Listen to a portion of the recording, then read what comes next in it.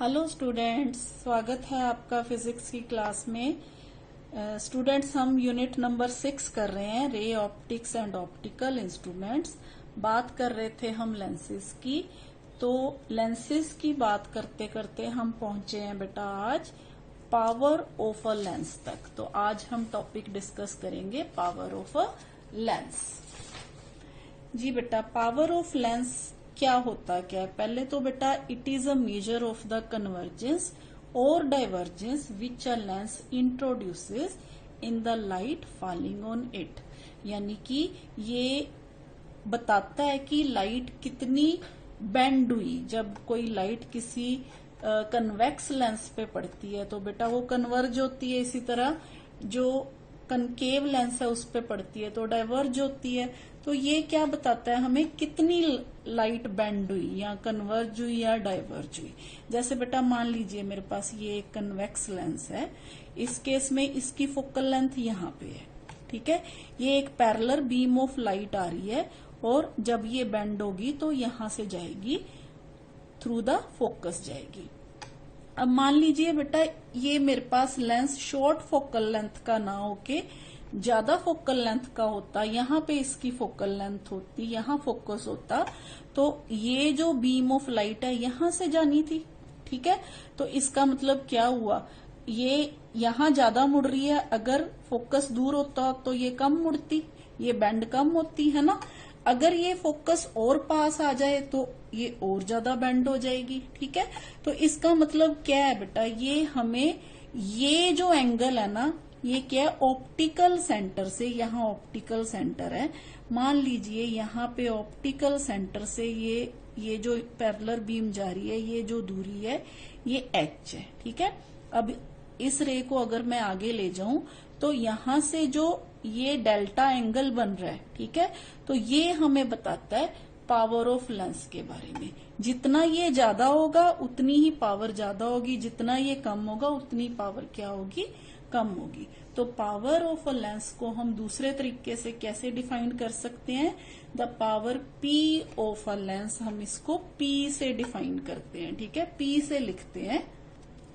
तो बेटा फिर मैं क्या बोलूंगी, power P of a lens is defined as the tangent by which it converges or diverges a beam of light falling at unit distance from the optical center।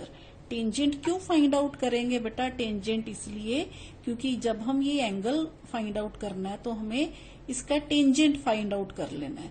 तो जब small angles होते हैं तो वो tangent delta again is equal to delta के बराबर होता है।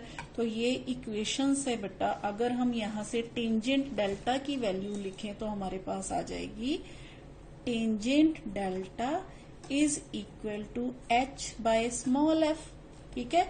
अब हमने कहा unit distance from the optical centre, यानी कि इस इक्वेशन में if h is equal to 1 हो जाए तो हमारे पास टेंजेंट डेल्टा जो है वो 1/f आ गया, ठीक है।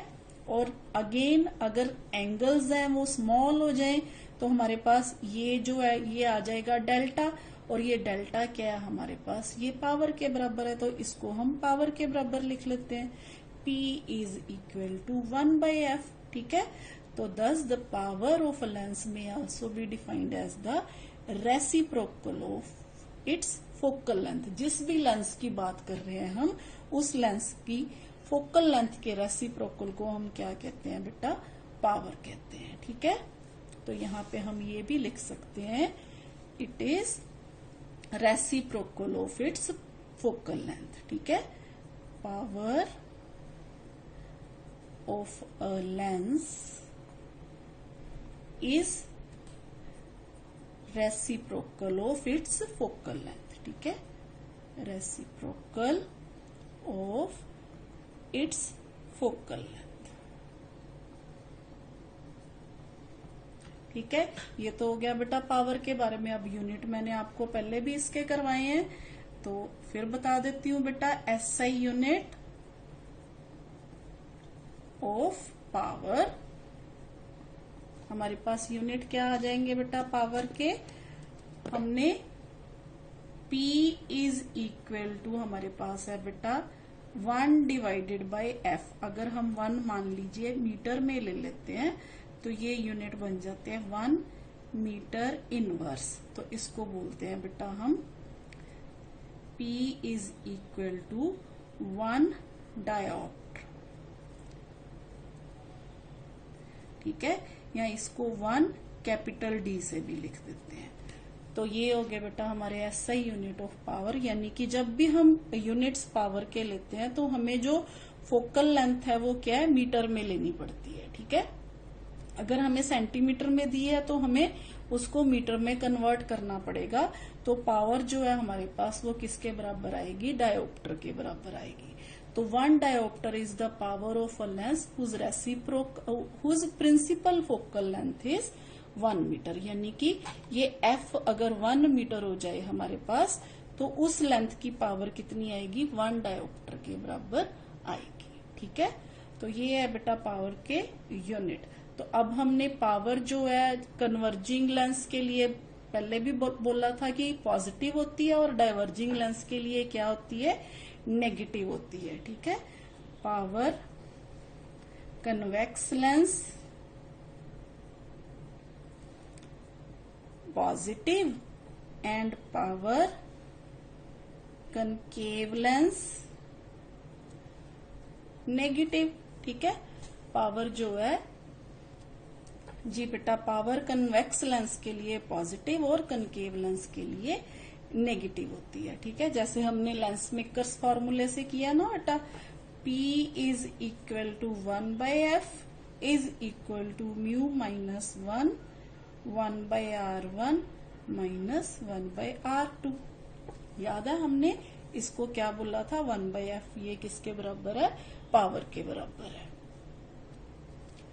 जी बेटा बात करते हैं अब हम कम्बिनेशन ऑफ थिन लेंसेज की। कम्बिनेशन ऑफ थिन लेंसेज को हम इक्विवेलेंट लेंस भी बोलते हैं, मतलब एक ऐसा लेंस जो वैसी ही इमेज प्रोड्यूस करे जैसी कि कम्बिनेशन ऑफ लेंसेज में प्रोड्यूस होती है, यानी कि ये एक सिंगल लेंस की तरह बिहेव करे। तो जैसे मैंने ये आपके सामने ये 2 लेंसेज हैं बेटा, मान लीजिए 2 थिन लेंसेज हैं जो बिल्कुल कांटेक्ट में है एक दूसरे के ऐसे। ठीक है, ये इन दोनों में से प्रिंसिपल एक्सिस जो ऐसे जा रहा है, मान लीजिए इसका ऑप्टिकल सेंटर ये है, इसका ऑप्टिकल सेंटर ये है, इसको मान लीजिए C1, इसको मान लीजिए C2।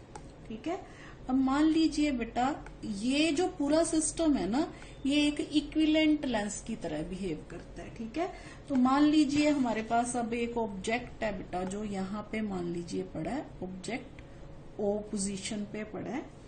तो हमने जिस प्रकार से हमने लेंस मेकर्स फॉर्मूला में किया बेटा, यहां से एक रे ऑफ लाइट जाएगी, एक यहां से जाएगी ऑप्टिकल सेंटर में से, एक यहां से जाएगी। पहले क्या होगा बेटा, यहां से लाइट बेंड होगी, अब ऐसे बेंड होगी जैसे यहाँ पे दूसरा लेंस है ही नहीं। ठीक है, तो ये लाइट यहां से ऐसे यहां जाके मीट करेगी। तो यहाँ पे क्या बनेगा, पहले ये लेंस ने अपना काम किया तो यहाँ पे इस लेंस के हिसाब से इस ऑब्जेक्ट की इमेज यहाँ पे बनी, मान लीजिए हमारे पास I1 बन गई।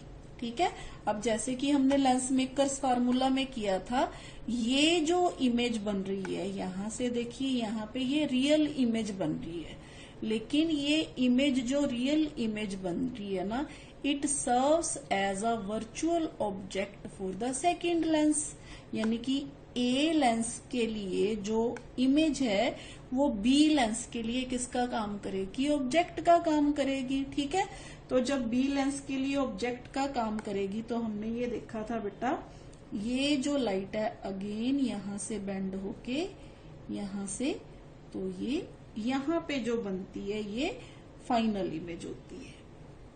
ठीक है, तो ये सारा सिस्टम क्या है, एक इक्विवेलेंट लेंस की तरह बिहेव करता है और ये ऑब्जेक्ट की ये फाइनल इमेज है। ठीक है, ये जो होता है बेटा, इसको हम इस इमेज के लिए ऑब्जेक्ट मान के चलते हैं, मतलब इसका रोल नहीं है, फाइनल इमेज यहाँ पे आके बनती है। ठीक है, तो इस केस में बेटा हमारे पास यहाँ से ये जो दूरी है ये ऑब्जेक्ट की दूरी है, ठीक है।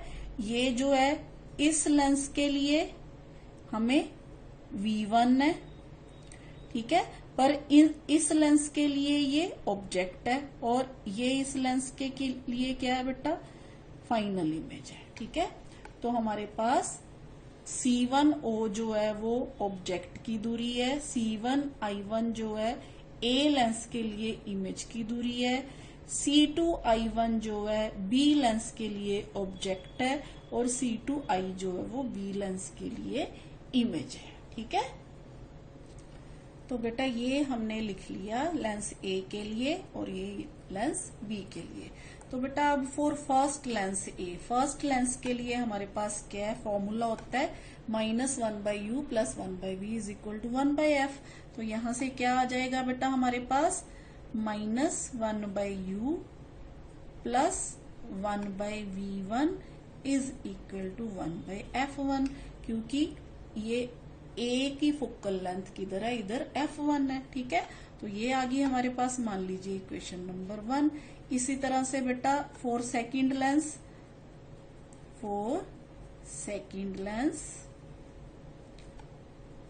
यानी कि B, हमारे पास फिर वही फॉर्मूला लगाएंगे। तो यहाँ पे क्या आएगा हमारे पास, -1/v1 + 1/v = 1/f2, ठीक है। ये हो गया बेटा इक्वेशन नंबर 2। अब हम इन दोनों इक्वेशंस को अगर ऐड कर दें तो हमारे पास ये जो है दोनों कैंसिल हो जाएंगे। तो फाइनल इक्वेशन आ गई, एडिंग 1 and 2 हमारे पास आ गया बेटा यहाँ पे 1/v - 1/u = 1/f1 + 1/f2, ठीक है। अब हमने यहाँ पे मान लिया बेटा कि ये जो दोनों लेंस है ना एक सिस्टम बनाते हैं, यानी कि equivalent to a single lens बनाते हैं। तो अगर ये इक्विवेलेंट टू सिंगल लेंस बनाते हैं तो जो हमने फॉर्मूला किया था -1/u + 1/v = 1/f के हिसाब से, ये सारे का सारा क्या होना चाहिए बेटा, फिर एक सिंगल फोकल लेंथ होनी चाहिए ना। तो फिर ये किसके बराबर होना चाहिए, 1/f के बराबर होना चाहिए। तो यहाँ पे हम ऐसे लिख सकते हैं, if the two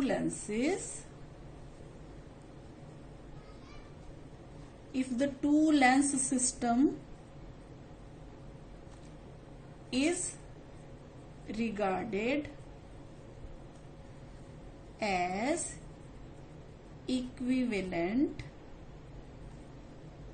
to a single length of focal length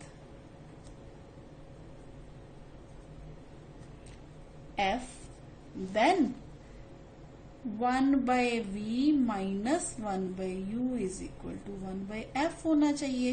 तो इन दोनों इक्वेशन से फिर हमारे पास क्या आ गया, it means 1/f = 1/f1 + 1/f2, ठीक है। तो ये बेटा हमारे पास आ गया कॉम्बिनेशन ऑफ लेंसेज के केस में फोकल लेंथ, यानी कि जितने लेंसेज का कॉम्बिनेशन है जो इक्विवेलेंट फोकल लेंथ होगी वो उन सब फोकल लेंथ के रेसिप्रोकल का क्या होगा बेटा, सम होगा। यानी कि फोकल लेंथ जो इक्विवेलेंट लेंस की फोकल लेंथ है उसका reciprocal = sum of reciprocals of individual lenses, ठीक है। तो यहां से अगर हम पावर की बात करें बेटा तो इक्विवेलेंट पावर जो हो जाएगी हमारे पास, equivalent power P = P1 + P2, क्योंकि ये P के बराबर है, ये P1 के बराबर है, ये P2 के बराबर है। तो ये आ गई इक्विवेलेंट पावर। इसी तरह से मान लीजिए बेटा हमारे पास नंबर ऑफ लेंसेज हो जाए, थिन लेंसेज, तो उस केस में यहाँ पे 1/f = 1/f1 + 1/f2 + 1/f3 + so on, जितने लेंसेज है fn। इसी तरह से इस केस में P = P1 plus P2 plus P3 plus so on Pn।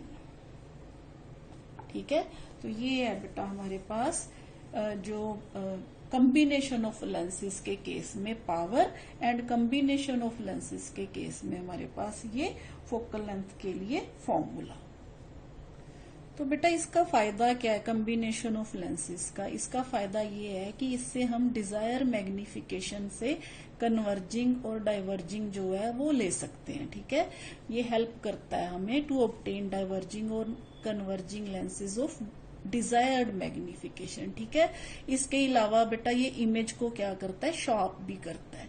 अच्छा बेटा, इसमें जिस तरह से हमने देखा कि पहले ऑब्जेक्ट की इमेज है, जो लेंस की इमेज है, वो दूसरे लेंस के लिए ऑब्जेक्ट का काम करती है, तो हम जो मैग्निफिकेशन है ना, इस केस में हम उसको भी इस प्रकार लिख सकते हैं, m is equal to M1 into M2 into M3 so on.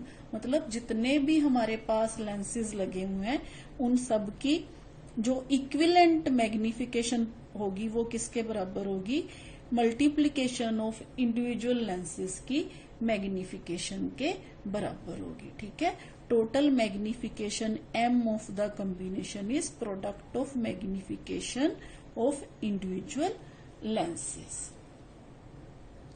तो ये सिस्टम काम कहाँ आता है बेटा? अब ये काम आता है बेटा हमारे पास कैमराज में।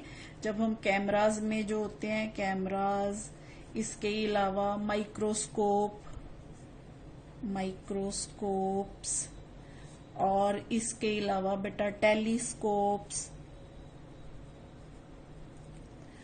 और भी बहुत सारे ऑप्टिकल इंस्ट्रूमेंट्स हैं जिसमें ये कॉम्बिनेशन ऑफ लेंसेज का सिस्टम जो है वो अडॉप्ट किया जाता है। तो ये तो था बेटा हमारा आज का लेक्चर जो पावर और कॉम्बिनेशन ऑफ थिन लेंसेज के ऊपर था। आज के लिए इतना ही बेटा, थैंक यू।